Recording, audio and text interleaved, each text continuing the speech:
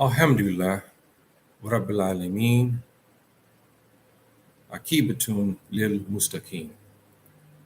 Alhamdulillah, الذي أنزل فرقانا على عبادته ليكون وعالمين نذيرا. إنه ربي يحب مؤمنا الذي يصلي وعبادته وصلواته ونحافظون. محمد هو سيدنا مكبوبنا إنه كان رسول نبيا صلى الله تعالى عليه وسلم. السلام عليكم ورحمة الله وبركاته. للإخواني وأخواتي في دين والسلام على من تبع هدى. للإخواني وأخواتي في أمريكا وأوروبا وإفريقيا Caribbean وكل مكان. Our dear brothers and sisters, thank you for showing up. Those will show up in the future. I will start now back on my the teachings of Assalamu alaikum, my dear sister Abina, on the Aqidah. And we're going to be this is a precursor today. I probably won't be long. I'll be talking about a special topic here, as you read in my title.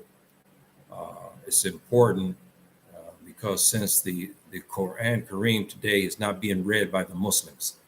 Some are reading it, but they don't understand it. Others are not even. Assalamu alaikum, my dear brother, Kenyada. And so I'm going to talk now Islamically about the characteristics of these special people. This is a category that is very difficult to come into. It's a club, of exclusive club, so to speak, that's difficult to come into because there's many variables to it, as you will see. I will explain it today, and then inshallah ta'ala Sunday I will do this again.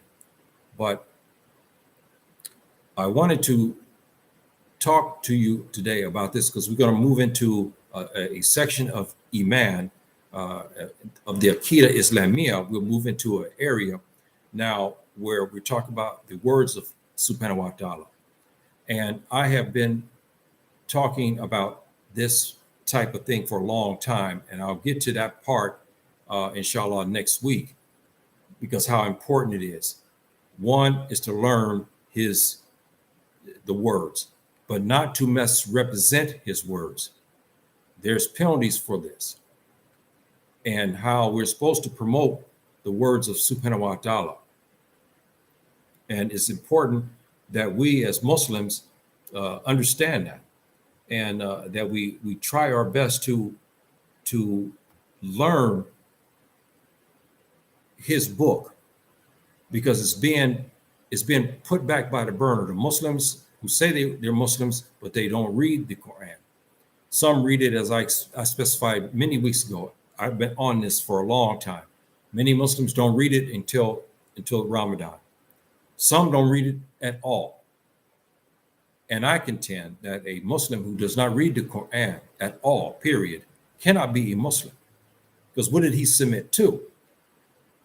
Because without understanding and having the guide of Subhanahu wa ta'ala, his book, which brings health, brings peace and tranquility to the Muslims, and it's a mercy given to mankind, and it's a guidance for the human being to live in accordance to Subhanahu wa ta'ala's law. And we are taking a back seat today for this. And it's unfortunate, to be honest, it's unfortunate. So I'm going to talk today about the Qur'an. These are the people of the Qur'an. Now, you would think of this title, you say, well, what, this is kind of funny. We talking about the people of the Qur'an. Well, our Prophet, alayhi salatu wasalam, in a beautiful hadith, heard the Sahaba talk about this. They asked him about this, and he said that the people that are the people of the Quran are the people of Allah, and their experiences, their ways and means. This is beautiful. This is beautiful to be part of this.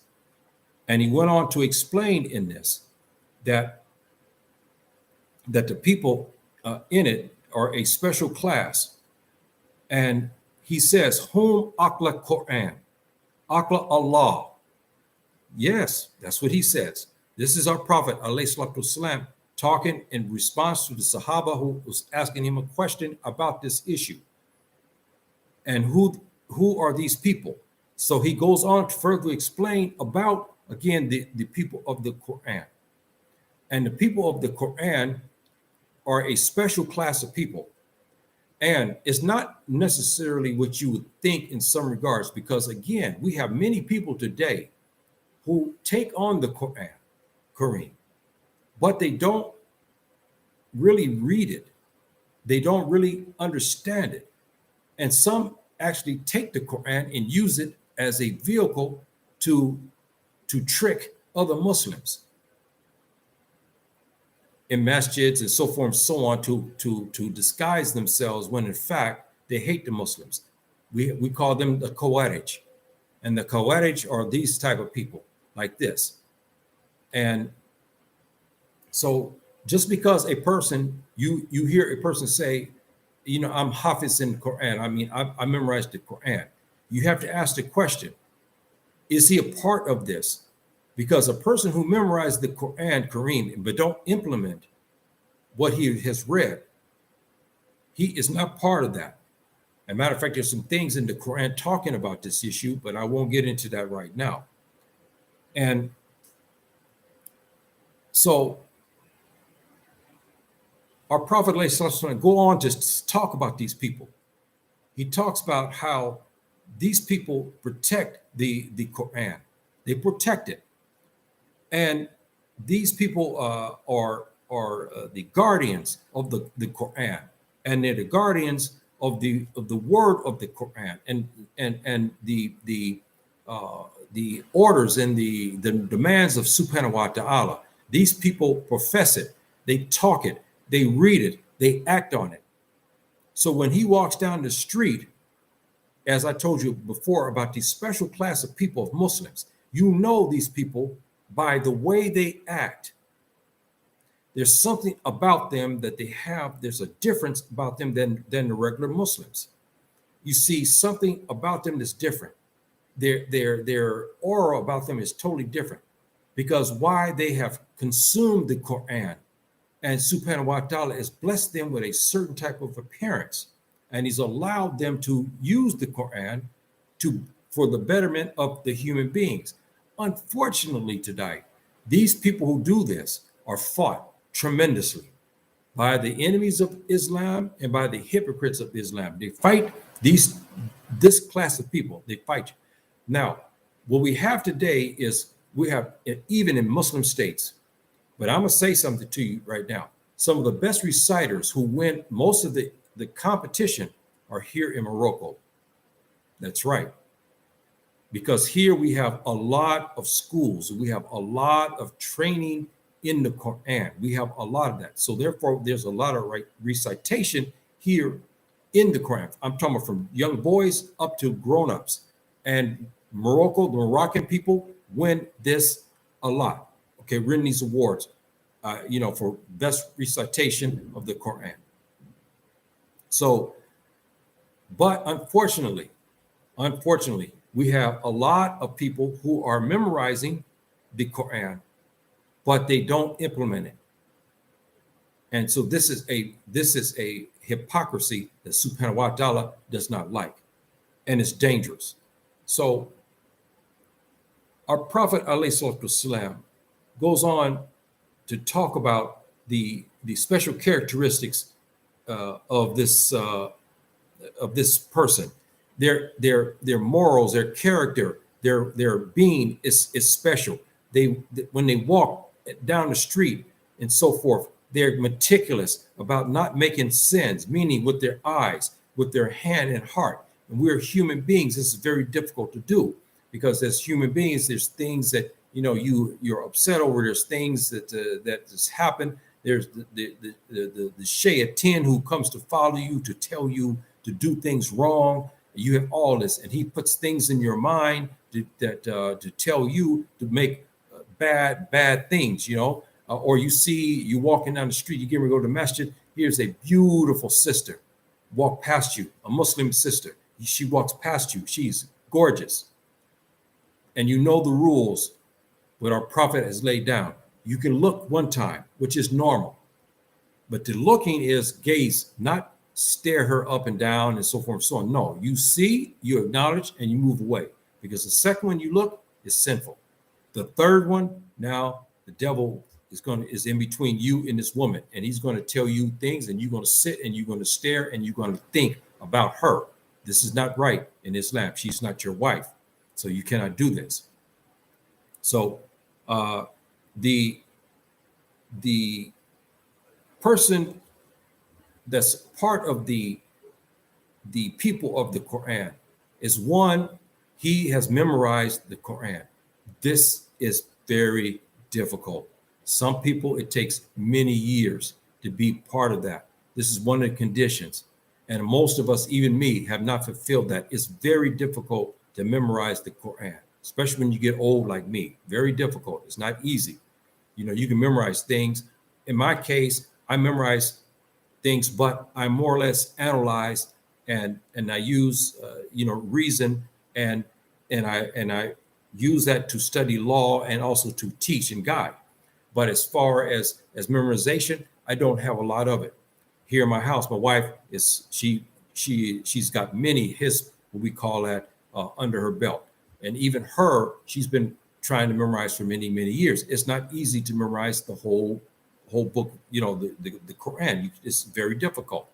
And because you can get stumbled very easily because the Arabic in it is very difficult. You cannot memorize the Qur'an in English or Latin or Spanish or French. It's got to be in the language that was sent down by subhanahu wa ta'ala, which is Quranic Arabic. You must memorize it in that regard. One of the persons that's in this group is a person who has memorized the Qur'an. Secondly, he has memorized it and he's implemented it in his life and with his family and tried to implement it in his community. This is very difficult to do in nowadays time. Because I told you, the enemies to be fight this type of man. They don't fight the one who is we call fasaq in Arabic, meaning they're renegades. They kind of walked away from Islam. They practice sometimes Islam, sometimes they pray, sometimes they don't. They don't do many aspects of Islam like they should. And these type of people are encouraged by the enemy. But the strong Muslim like this is normally, they call them fundamentalists. And for the enemies, the Tubab governments, they call this man a terrorist. Yes, it's funny, isn't it? Here you have a man of peace who's memorized the book of Allah. All he does is try to teach it. All he tried to do is implement it in his life for his family, but they call that terrorism. This is what they call him, a terrorist. Because he's implemented the Quran, he's memorized it, and he's implemented. We have a lot of memorization today, but they don't implement it. We have boys, girls who memorize, but they still don't understand the Quran. They don't understand the tafsir of the Quran. This is very dangerous, my brothers and sisters. Very, very dangerous. You must take all of the things that is necessary to understand the Quran Kareem. Not just read it, but understand it and implement it. This is the part of what we talk about now. I'm giving you the precursors to what I'm going to talk about, inshallah, in a couple of days from now, where I'll go deeper into it, because there is quite a bit in here about this. And also, you always hear me talk about ta'at. The ta'at means the obeyance. Remember, the obeyance, you have the first ta'at of Islam. This is Arabic. The obeyance is the coming to Islam and saying your shahadatain, which is your declaration that you will worship subhanahu wa ta'ala only, and that the Prophet alayhi salatu wasalam is his messenger and his slave. This is your first. Then one of the other ta'ats, again, is when you give it to the Muslim ruler, which is a beautiful thing. As I had class on this before, this is a beautiful ta'at to give to the Muslim ruler. And you remember the hadith, the authentic hadith of our Prophet alayhi salatu wasalam. He said that each Muslim before he dies must give his bay'ah, meaning his obeyance, the ta'at, to a Muslim ruler. Remember, we talked about that many weeks ago, how complicated it is in this day and time, and how do you accomplish it? If you live in LA, how do you give bay'ah to a Muslim ruler? And we talked about that. But the ta'at, again, is the obeyance on Allah. Salaam alaikum, shalom, Leslie Smith. Thank you for showing up, my dear sister. So the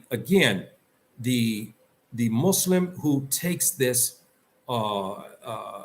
the Qur'an seriously and implements it in his life, and he protects it, and he reads it often, many times, and he reads the whole book chapter by chapter many times during the year. This is something that I do, and my wife can attest to that. I read the Qur'an practically every single day.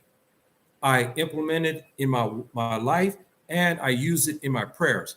What I don't memorize, I get and recite it. We have rules under the Sharia, which you can do under fiqh, that allow you to do certain things. When you don't memorize, you can't memorize the chapter that you want to recite.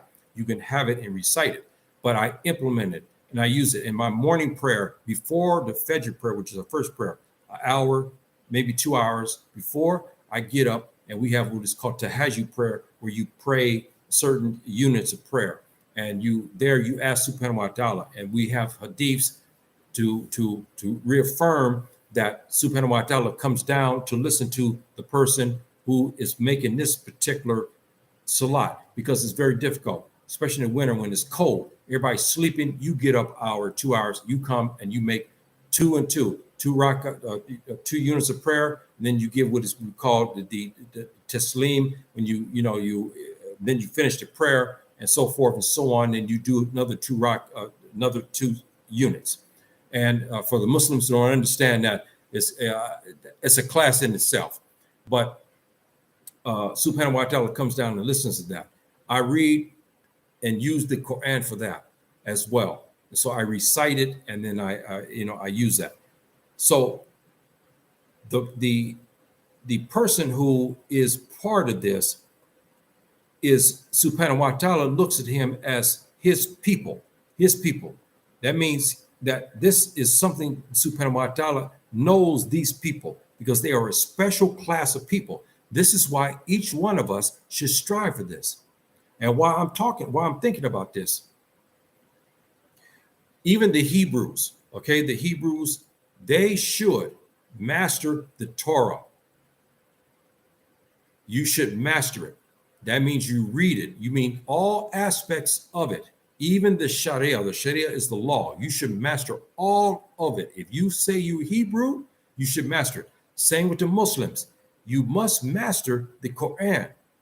The Hebrews must master the Torah in all aspects of it and implement it in their life.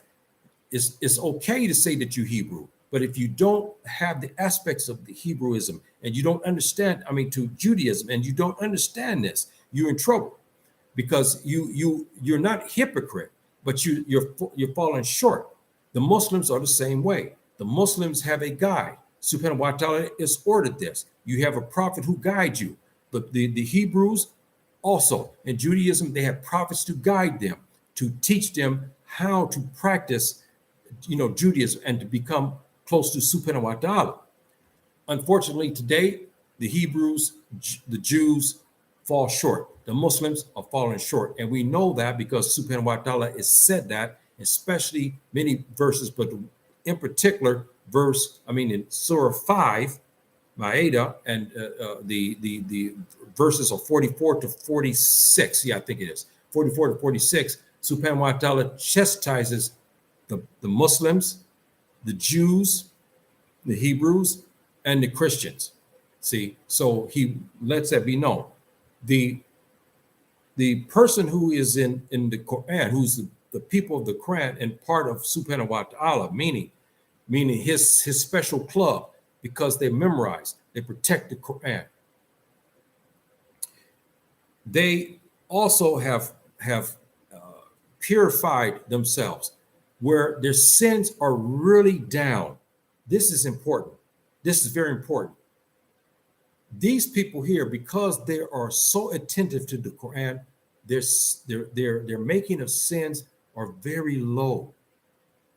Now you think about it as human beings. We sin with our eyes. You know that? We sin with our mouths, our mind, our heart, and our hands. Now you know how difficult it is for us as human beings to go out through the day, because each human being will make, even these special people will make sins. You cannot walk freely daily without making a sin. And a sin is on those 5 categories. Your hands did it, your heart did it, your tongue did it, your eyes did it, and your mind did it. So this is something we try to strive for. I ask many times, can I kind of like play a joke, not a joke in a sense. I've always asked Subhanahu wa Ta'ala, can I do this day without sinning? But you can't, because why?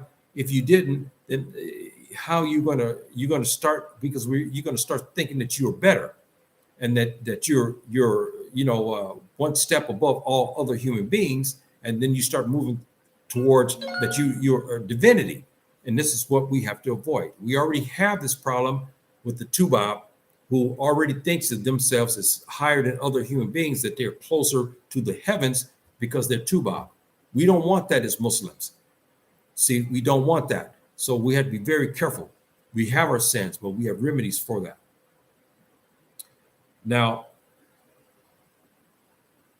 the one of the aspects, again, of the person of the Aqla Qur'an, again, in Arabic, the people of the Quran. In the Aqla, Allah, Ta'ala, meaning the people of Allah. One of the things that we know here about them is that, one, they govern, they rule, they seek all answers through the Quran and the Sunnah.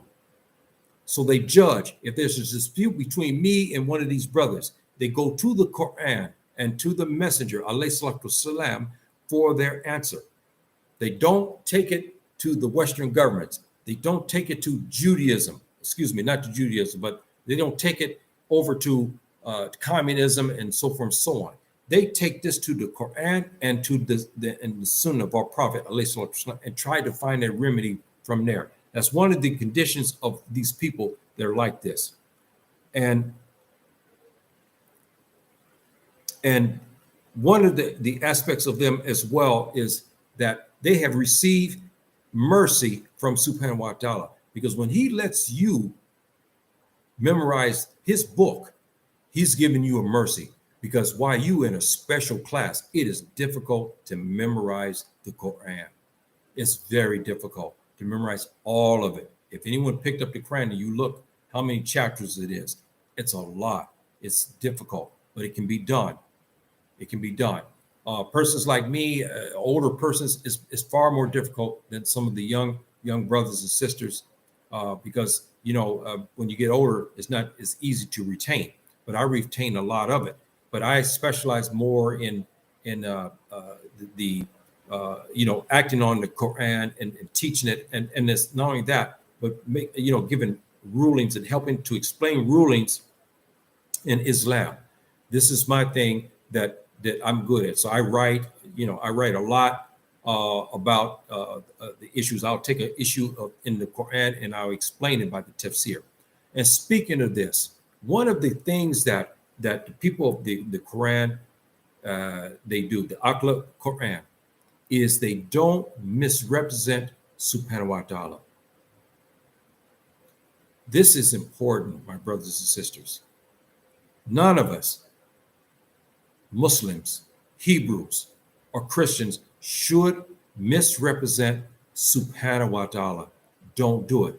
This is why I tell all three, the Muslims, the Hebrews, and the Christians, to memorize the authentic text, implement it in your life.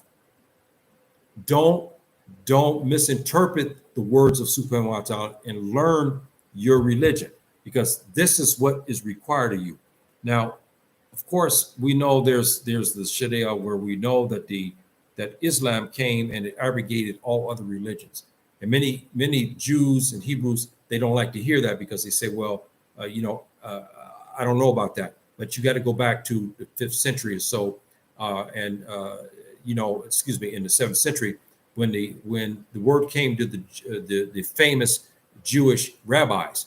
They came and talked about this. They said, hey, a new prophet will be coming, but he won't be coming among the Hebrews. He'll be coming among the Arabs. And they had signs. Subhanahu wa ta'ala began to give these special rabbis. These are the best of the Jews, the scholars, these rabbis. They were special in the eyes of Subhanahu wa ta'ala. He told them that he was on his way. Then he told them where he would be, because you know that the men of learned men of the three famous religions, Subhanahu wa ta'ala gives them the angels. The angels help to guide them. This is what happened in this case. When they learned that the Prophet ﷺ was in the Medina, the rabbis began to go there. They were told by Subhanahu wa ta'ala. He said that he's here. Now, before this, let me tell you something about this. It's not off the subject, but it is still on the subject. When the rabbis, famous rabbis, these people have special I'm talking Jews, has special connections. Subhanahu wa ta'ala loved them. He gave them this wisdom.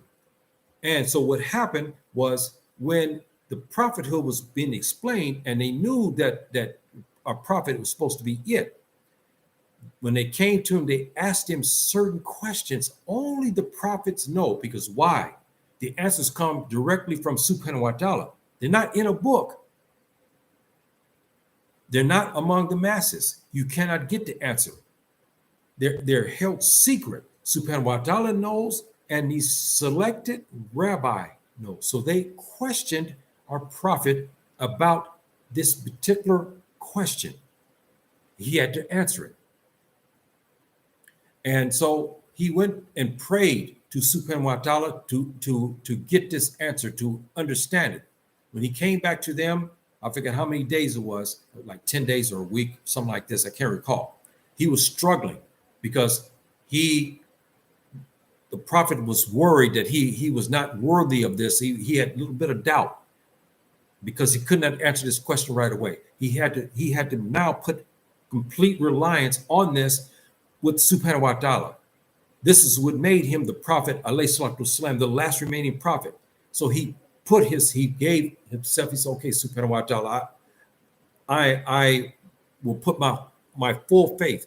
He gave him the answer.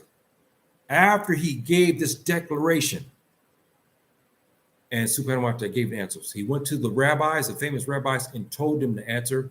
They now knew, and they told the others, you must follow this man now. He is the new prophet.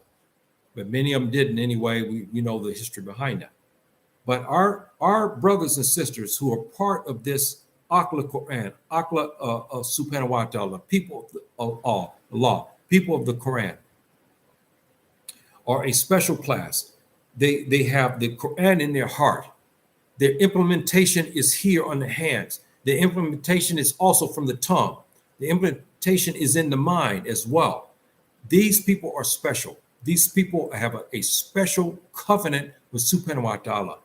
Not all of us is giving this. I'm telling you that it's very difficult to memorize the Quran. Each one of us is giving something. When you become a Muslim, Subhanahu wa Ta'ala does give you something. He give you one thing here, but maybe he don't give you the other because you're not deserving of it yet. This is how it works in Islam. Maybe I'm not deserving of certain things yet. That's why I can't memorize all of the Quran.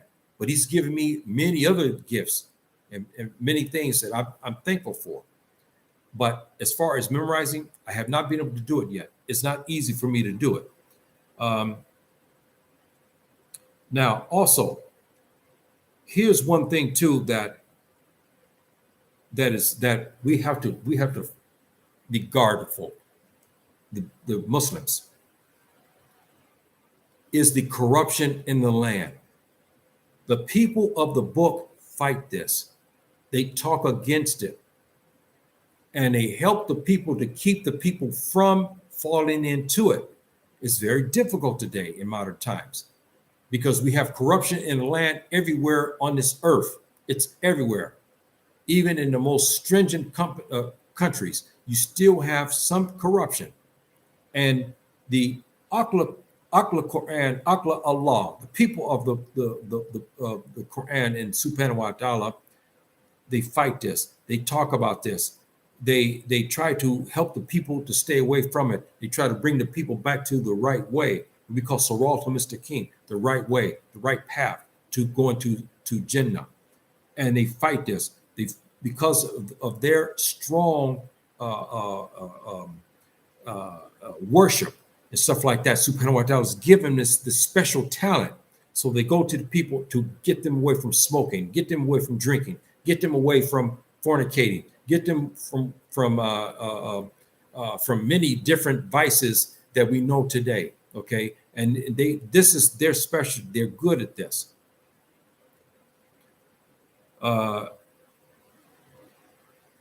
Also here, the people of the Quran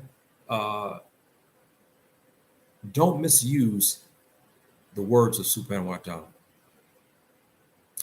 This is a big problem today, my brothers and sisters. Unfortunately, many people don't mean no harm in this, but Subhanahu wa Ta'ala has told us don't misrepresent him in the Quran.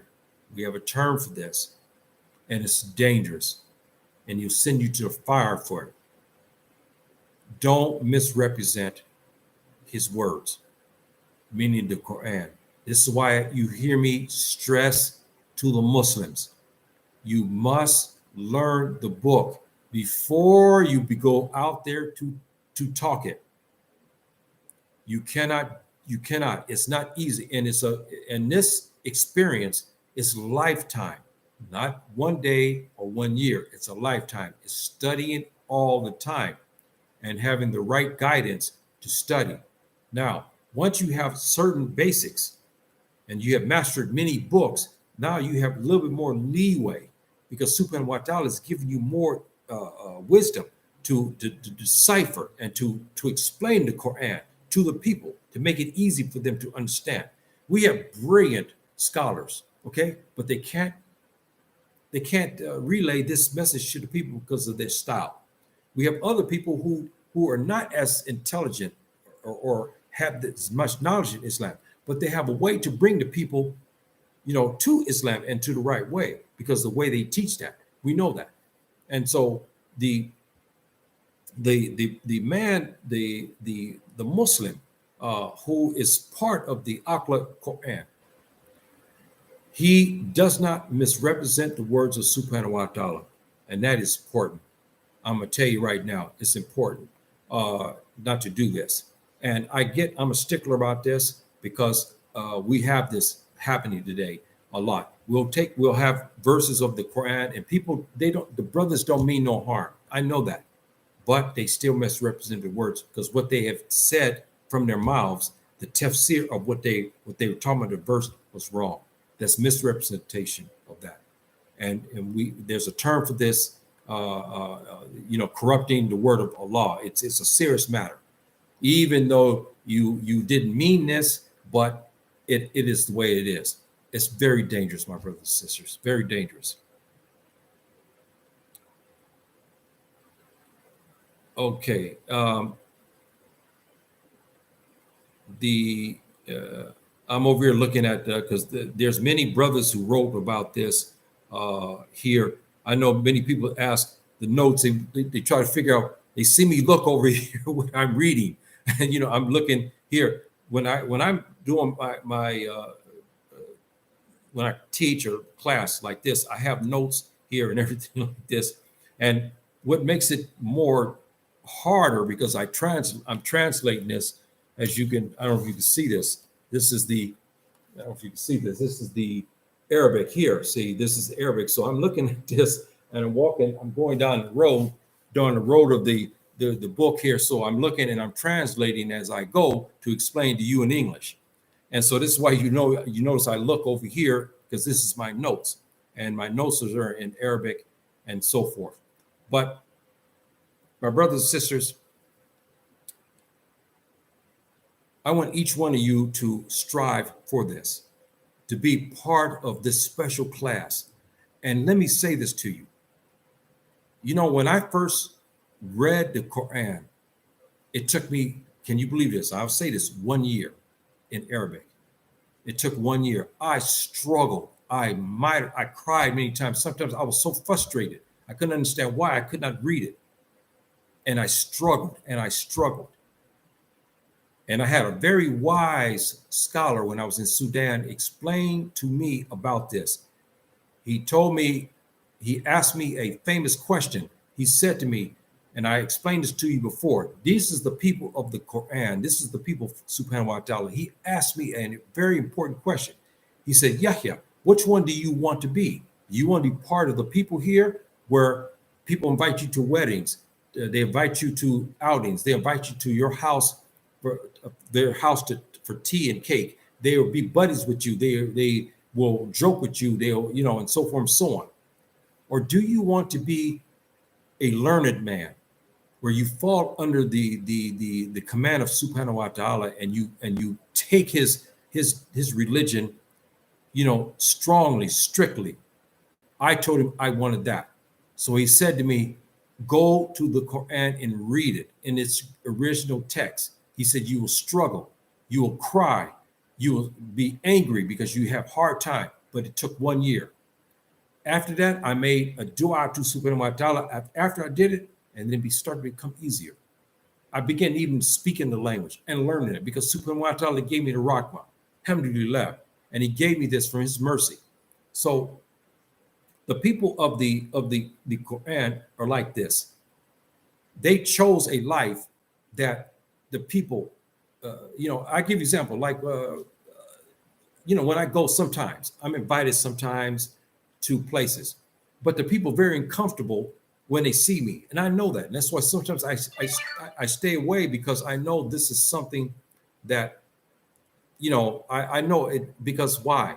Because I may remind them of something that they don't want to be reminded they're lacking in Islam and so forth and so on. So sometimes it's very difficult for me to go places because of that. Because when they see me, this Yahya, and some of them smoke, some of them drink, some don't pray. You see, so they feel kind of uncomfortable. This is what happens with the people, similar with the people of the Qur'an.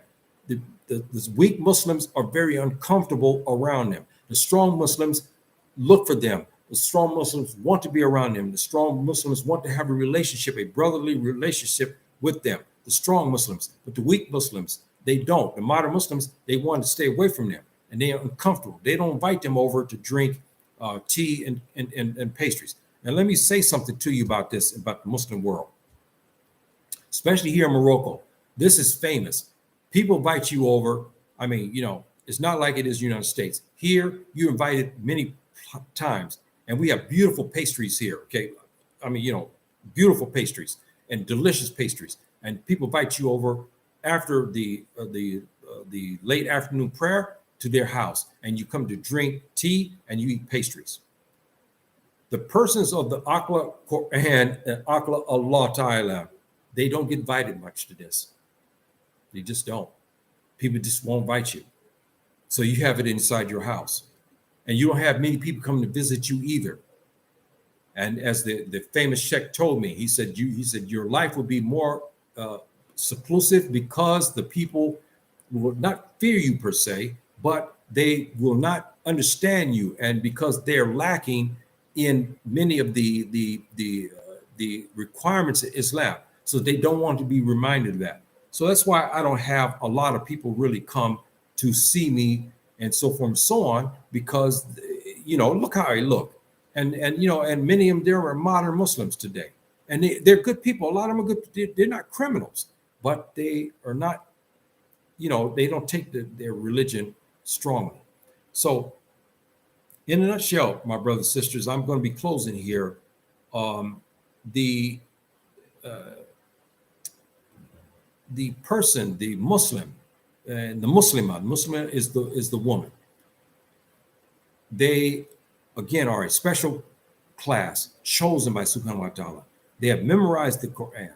They have implemented the Qur'an in their lives. They teach the people and guide the people to bring them to what I said, Sirat al-Mustaqim, the right way, the straight way, going to heaven. They do not misrepresent Subhanahu wa Ta'ala, his words. They learn the Quran, they memorize the Quran, they implemented it, they teach it, they enforce it, they give it to the people, and they act upon it.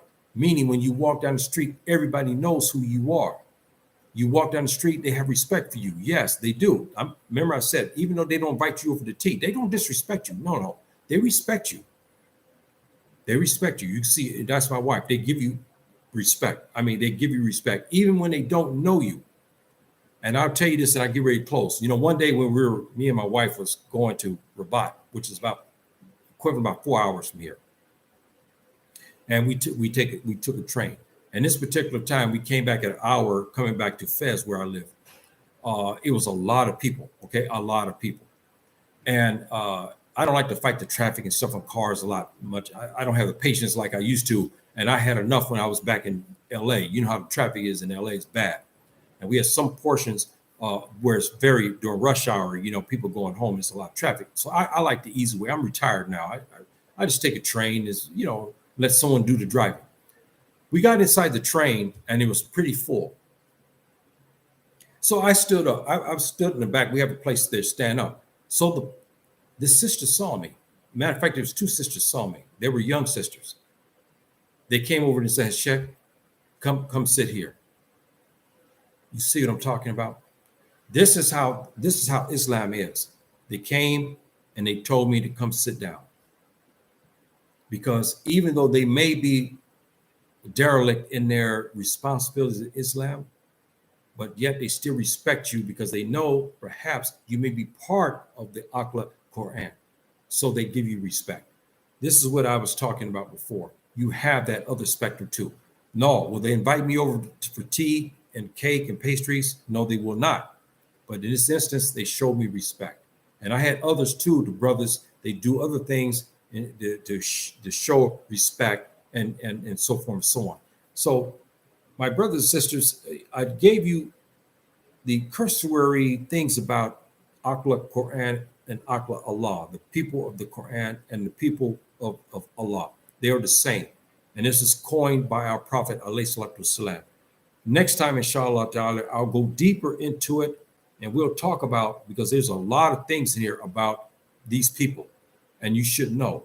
And each one of us should strive very hardly to take our religion and to learn it. And even the Hebrews, the advice that I'm giving you today, you should be able to implement this with your book, the Torah. Memorize it, understand it, and implement it.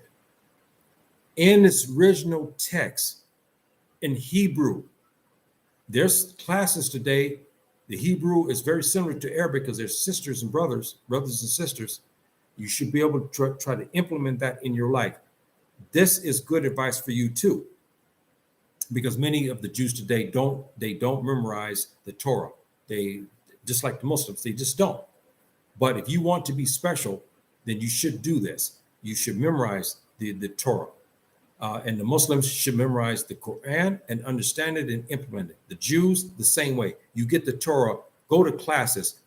There's virtual classes online now for this. They're all over the place and they're free. You get there, you learn it. You learn the Sharia of the Torah, the law of the Torah, and learn this and implement it in your life. It'll make a big change. It's okay for us to say I'm Muslim. It's okay to say I'm Hebrew, but you got to implement that. If you're going to say it, implement what Subhanahu wa Ta'ala has ordered you and what is a covenant with him. You must do this. So even the Hebrews, even the Christians, you take this guide from that and you master your books. You have to. This is the way you have to do this. This is the only way to get the Jannah. There's no such thing as you do what you want in this world and you don't pay homage to Subhanahu wa Ta'ala, the creator of the heavens and the earth, and you don't worship him. You don't make remembrance of him. There's no such thing as we have in the West, where you see the Tubab they've laid out, where anybody can do anything, and you hear them say the person is going to heaven. How would they make that judgment like this? How would they do this when they didn't even practice what they said they were Christians? They never even practiced. They didn't even go to the church.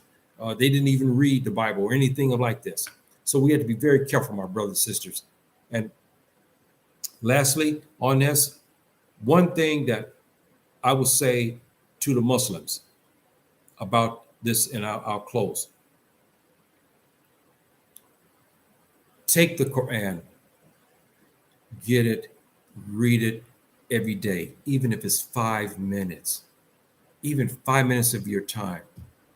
If you go to work, and if you in a workplace where you at a desk or something like this, take your small Qur'an with you and you read it. 5 minutes, that's all, every day. 5 minutes, pick something and read it. Start from the beginning and try to finish it. The Qur'an brings tranquility.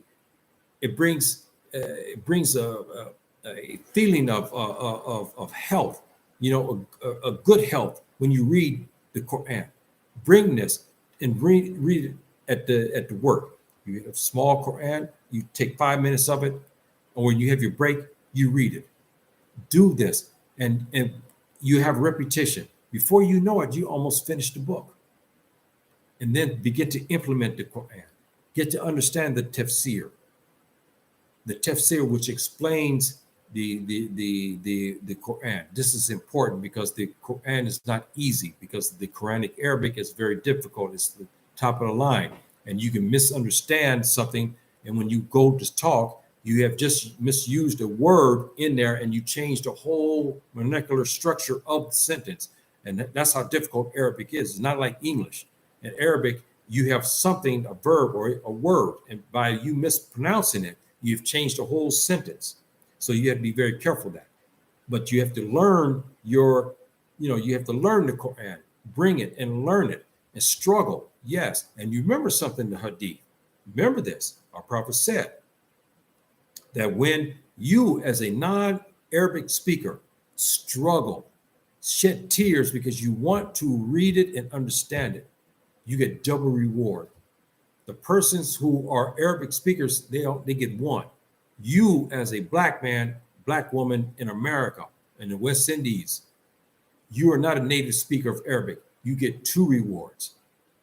This is from the mercy from Subhanahu wa Ta'ala. This to give you encouragement. Yes, struggle at it. It's hard and frustrating, but you get 2 points, 2 merits for this, whereas the native speaker gets 1. That's beautiful. So he's giving you certain advantages. Learn it, and you get that azure, because there is a heaven and there's a hell, my brothers and sisters. Don't think otherwise. The Hebrews, also by the Torah, there is a hell. there is the hellfire. Okay, they believe the same thing as we believe. So be very careful and mindful of that. So thank you, my brothers and sisters, for showing up there today. Abina, thank you, Amina, as always, my dear sister. Abodi, thank you, my dear brother. Leslie Smith, thank you very much, my dear sister, for showing up. King Kenyada, thank you very much. And those who are looking from afar, and those who will look at perhaps in the future. And I'll say this, and I will close. My brothers and sisters, the aim of this is not points, meaning with YouTube. You know what I mean? I'm not in for the money. I never checked that box. I cannot. Matter of fact, it's haram. There's active fatwas telling you not to take the monetize for the YouTube. It's haram for the Muslim. So I never did anyway. When I first got the channel, I didn't. I don't want that. I don't want it, and I don't need it.